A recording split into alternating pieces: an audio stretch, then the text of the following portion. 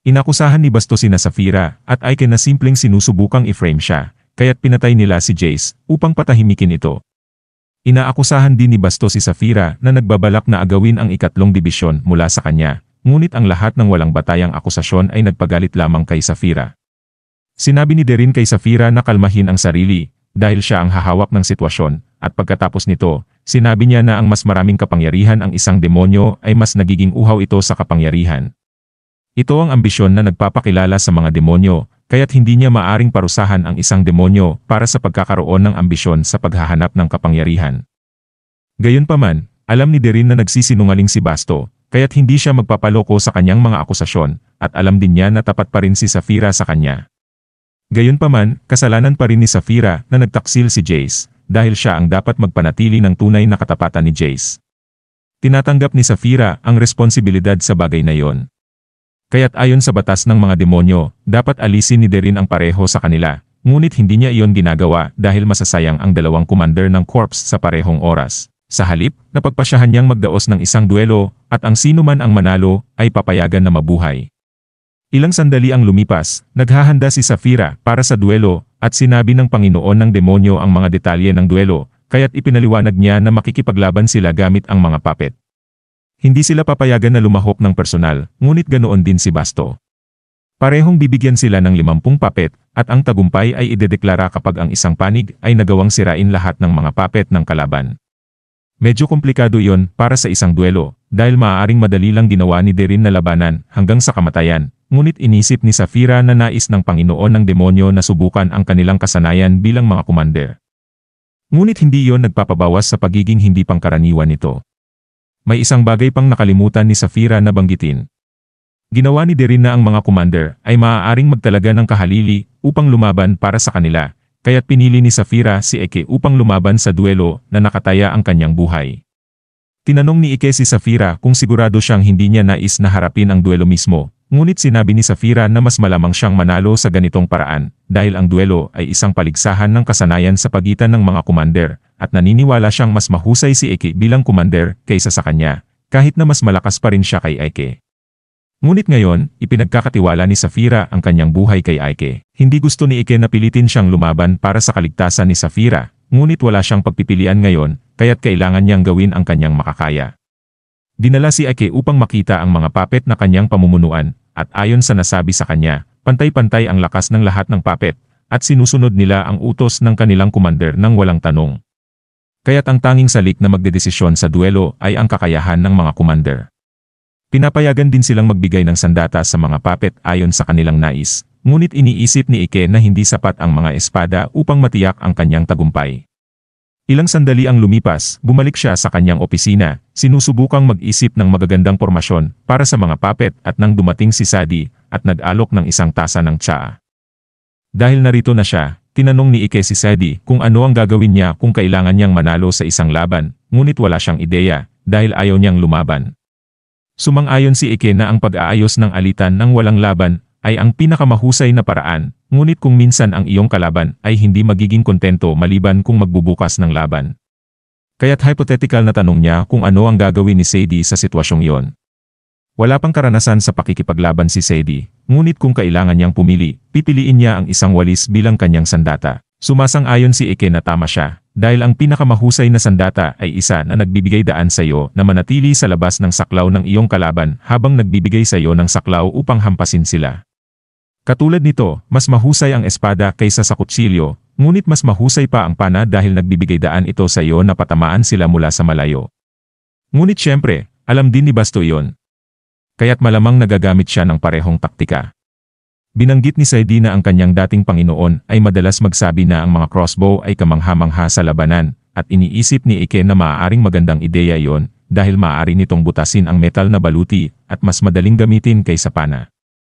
Ngunit hindi ito gagana para sa kanya dahil kailangan niya ng isang bagay na mas malakas kaysa sa mga crossbow. Nais ni Ike na magpatuloy sa Oppenheimer sa kanila. Wala siyang mga materyales para doon, kaya't pinili niya ang susunod na pinakamagandang bagay, mga baril.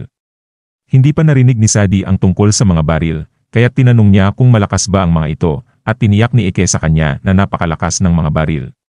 Ang mga ito'y mga buo sticks na nagbibigay daan sa iyo na umatake mula sa daan-daang metro nang hindi makakaputok pabalik ang iyong kalaban.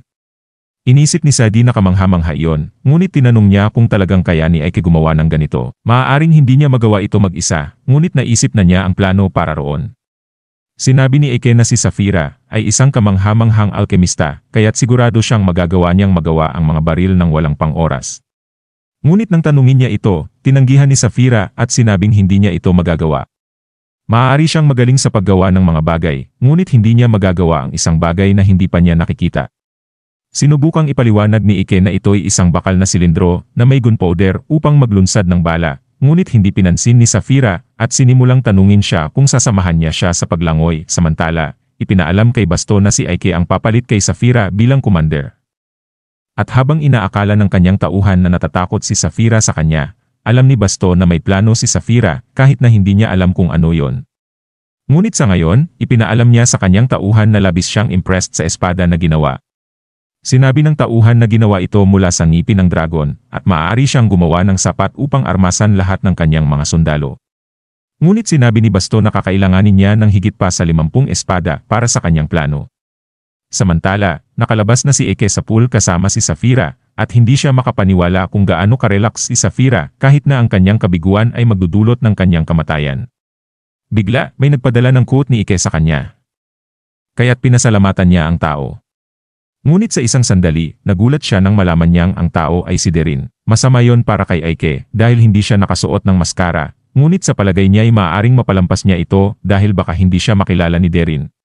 Inihulog ni Derin ang isang bag sa lupa at sinabi sa kanya na buksan ito, kaya't ginawa ni Ike at nagulat siya nang makita ang maraming boomsticks.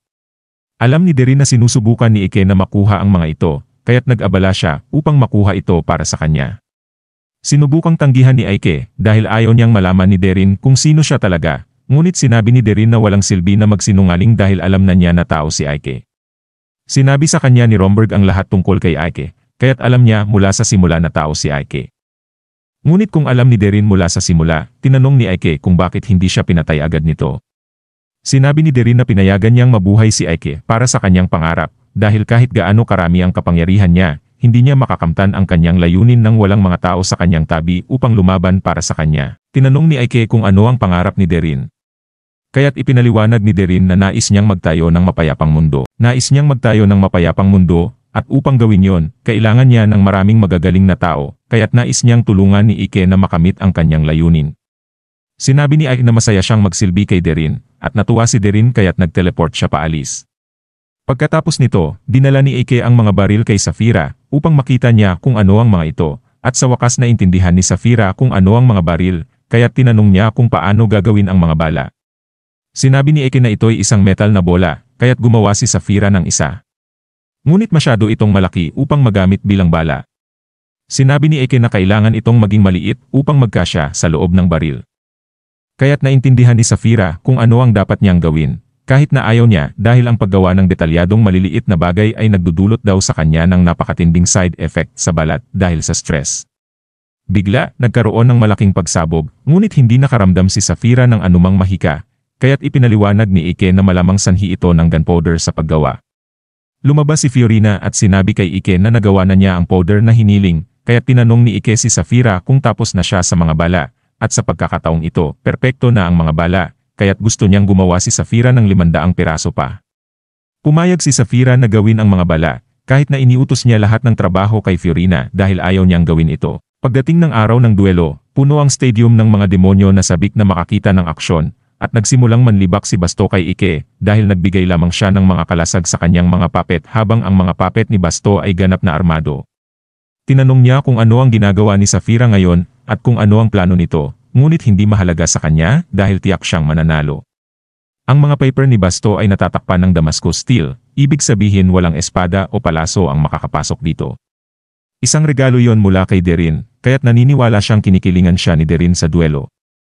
Alam ni Ike na maaaring may plano si Derin na gawing pantay ang laban, o baka isang pagsubok ito. Ngunit anuman ang layunin ni Derin, maaari niyang tanungin ito pagkatapos niyang manalo. Nagsimula ang laban at inulit muli ang mga patakaran.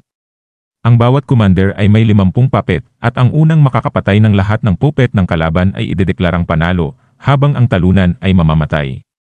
At sa sandaling iyon, binigyan ng signal ang duelo upang magsimula, at agad na iniutos ni Basto sa kanyang mga archer puppet na magpakawala sa mga puppet ni Ike. Inutusan ni Ike ang kanyang mga puppet na protektahan ang kanilang sarili gamit ang mga kalasag, at habang ilang palaso ang napigilan, subalit may ilan sa mga puppet ni Ike ang natamaan. Pagkatapos nito, iniutos ni Basto ang kanyang iba pang mga puppet na sumugod at simulan ang pagwasak sa mga tropa ni Ike habang tumatawa siya dahil wala naman talagang ginagawa si Ike kundi sumalag lang. Subalit, pagkaraan ng ilang sandali, maraming puppet ni Ike ang napatay, ngunit alam ni Derin na hindi pa ito tapos. At sa susunod na sandali, narinig ang mga malakas na pagsabog sa arena habang nagsimulang magpaputok ng mga baril ang mga natitirang puppet ni Ike. Ngayon na nagsimula na ang pag-atake ni Ike, hindi nagtagal bago nagsimulang mangwasak ang kanyang mga puppet sa mga puppet ni Basto. Hindi maintindihan ni Basto kung ano ang nangyayari o bakit siya natatalo.